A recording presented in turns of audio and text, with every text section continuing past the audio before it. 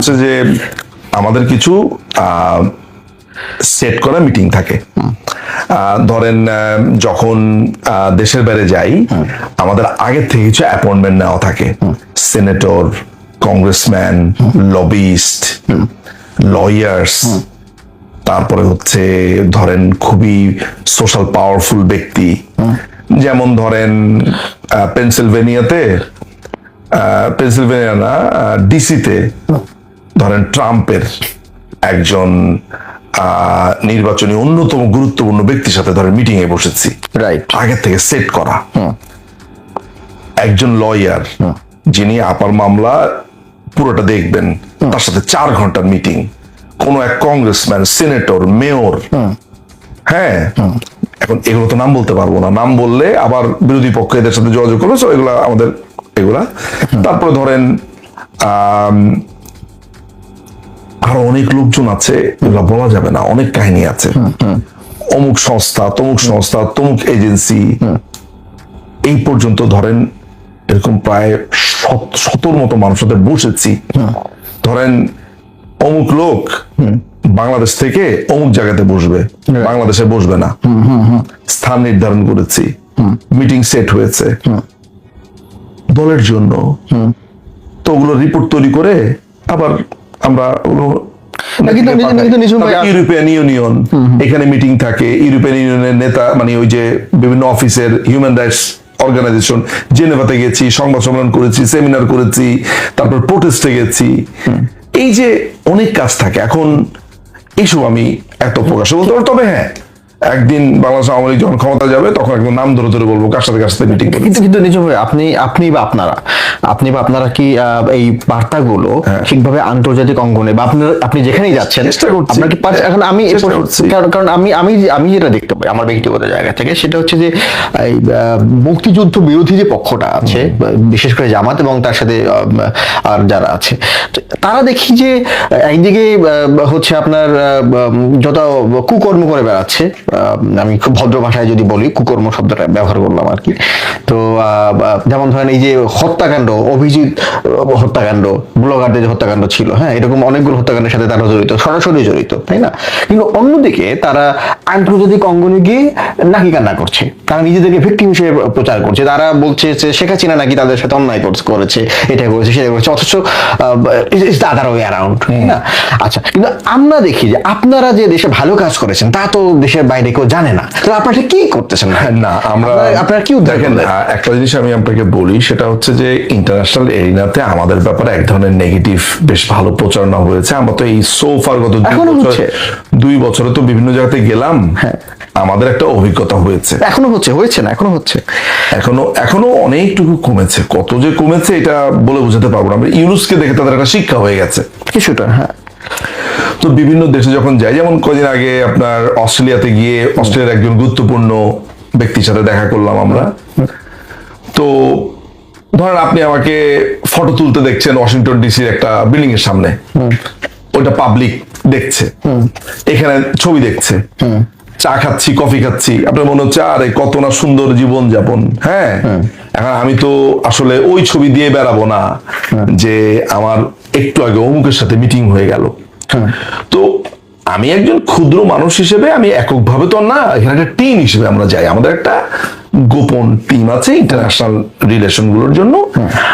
আমার সৌভাগ্য হয় সেখানে, আপনি এটাও জানেন যে ইন্ডিয়াতে আমার সামনে অনেকগুলো মিটিং আছে। ইতিমধ্যে আমি সেদিনও পশ্চিমবঙ্গে আমার কয়েকটা মিটিং হলো, এটা আপনার একটা ভালো ধারণা আছে, প্রায় 4.5 ঘন্টার মিটিং হলো। তো এরকম ভাবে মিটিং থাকে। এখন আপনি আমাকে দেখেছেন যে আমি ছবি তুলেছি, চা খাচ্ছি, তারপরে ঘুরে বেড়াচ্ছি শান্তিনিকেতন।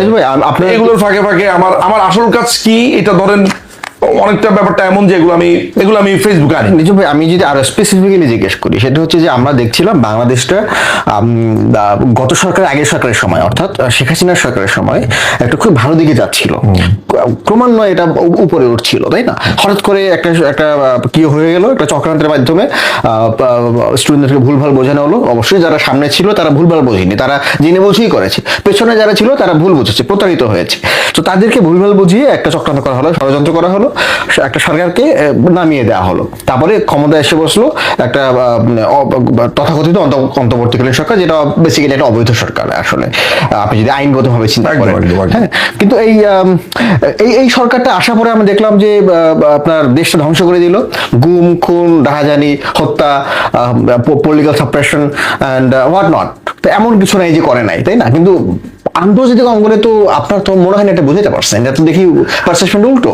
না, আমরা বোঝাতে পারার ব্যাপারটা যেটা হয়েছে যে আমরা গিয়ে এগুলো তাদেরকে দেখাই, বলি শোনেন আপনারা যেভাবে আন্তর্জাতিক অঙ্গনটাকে দেখেন যে একদল ফেরেশতা আন্তর্জাতিক অঙ্গনে বসে আছে, ফেরেশতাদেরকে বোঝাতে হবে আমরা ভাই এদের তুলনাতে কত better, you don't have any idea. এরা সব জানে। আচ্ছা, দেশ সেন্ট মার্টিন নিতে হবে, এটা হচ্ছে টার্গেট। কে মারা গেল এরকম ডু দে কেয়ার?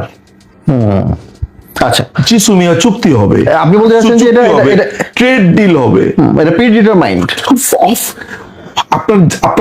আপনার মনে হয় না যে এই বড় বড় আন্তর্জাতিক মানবাধিকার সংস্থা এরা জানে কি হচ্ছে দেশে? এরা সব একটা একটা একটা একটা সিন্ডিকেট, যুদ্ধ লাগা দিয়ে অস্ত্র বিক্রি করে। আবার এরাই আবার মানবাধিকার সংস্থা। নিজম ভাই, এতটুকু কি অন্তত আপনি স্বীকার করে নিবেন কিনা যে একটা উদারপন্থী গোষ্ঠী হিসাবে এবং আওয়ামী লীগ হিসাবে, একটা রাজনৈতিক দল হিসাবে আপনাদের আরো অনেক অনেক বেশি কিছু করার আছে আন্তর্জাতিক? ডেফিনেটলি করার কোনো বিকল্প নাই, যেটা আমরা করছি, চেষ্টা করছি। আপনি নিজেও তো চেষ্টা করছেন, আপনি জানেন, আপনি নিজেও এই প্রক্রিয়ার মধ্যে আছেন। আপনার পরিচয় হয়তো বা অনেকে জানে না, জানবেও না হয়তো বা, আনসাং হিরো আপনারা। সো আপনি তো 2 বছর আপনি কি করলেন, you know it very well, right? কত শত মিটিং, কত কিছু এগুলোর সাথে জড়িত আছেন। So ultimately end of the ডেতে হচ্ছে যে we are trying our best, right? ধরেন তারপরে এই যে দেশের বাইরে যাই, ওই ডায়াসপোরা যারা আছে তাদের সাথে একটা নেটওয়ার্কিং বিল্ড করি। আমি যখন যাই, মানুষ আমার কথা শুনতে আসে, জানতে আসে, আমাকে নানান জায়গাতে সংবর্ধনা দেওয়া হচ্ছে, বলা হচ্ছে, ফলে একটা নেটওয়ার্কিং তৈরি হচ্ছে।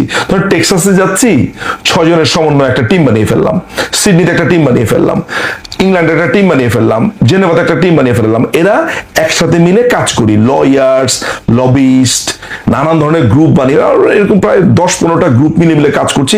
আমি একটা নেটওয়ার্কিং তৈরি করছি ওয়ার্ল্ড ওয়াইড। সো স্বাভাবিকভাবে এগুলো এখন আমাদের সারা পৃথিবীর যে ডায়াসপোরা অংশটা আছে, এদের হেল্প আমার লাগবে না? ক্রিমগুলো তো সব দেশের বাইরে, এই ক্রিমগুলোকে আমি একত্রিত করছি, দেশের বাইরের মেধাগুলোকে আমি একত্রিত করছি। সো আমি এটা বেনোভলেন্টলি করছি, এটা আমি নিজের থেকে করছি। নেত্রী নির্দেশনা আছে, নেত্রী বলে দিচ্ছে। নেত্রী আমাকে, মনে আছে যে প্রথম যখন মালদ্বীপে গেলাম, কিভাবে আমার প্রতি নির্দেশনা ছিল যে এই খোঁজ নিয়ে আসো। তো এগুলো তো বলে, এগুলো আমি বলতে যাবো কেন? না, আমার স্মৃতি কথা এগুলো তো আমি লিখবো। আপনার উদ্দেশ্য তো সেলফ ব্র্যান্ডিং না। না, আমরা অনেক কাজ করি।